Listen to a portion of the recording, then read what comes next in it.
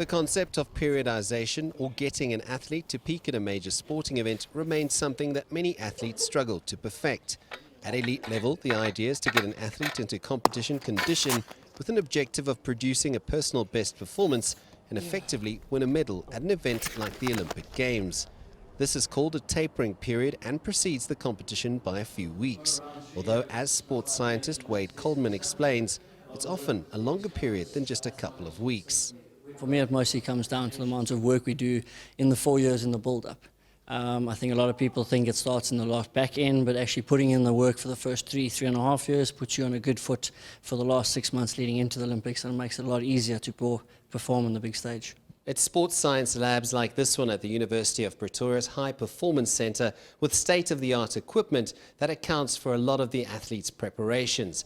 Hours and hours are spent getting the athletes exactly at the right point so that they can peak at the highest level, like the Olympic Games. In my head, it's always a routine.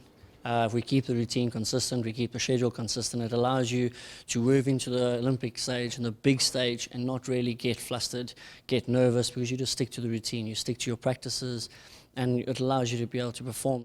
Coleman has worked with star athletes like Caster Semenya and Akani Simbine and says that if the tapering period is done effectively, that an athlete can improve their mean individual performance by 2 to 3%. You don't always want to say it's trial and error, but it is a bit of trial and error. I think we've always got good theories and sound philosophies as to why we will try something within the training systems.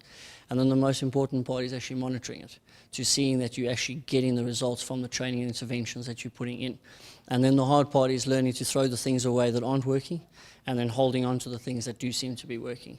Sports science is an ever-evolving industry with more and more pressure on specialists in their field to find the most effective ways to get athletes to find that perfect performance.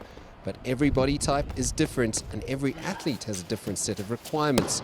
So the challenge remains to be ahead of the game in order for the athletes to be on top of their game.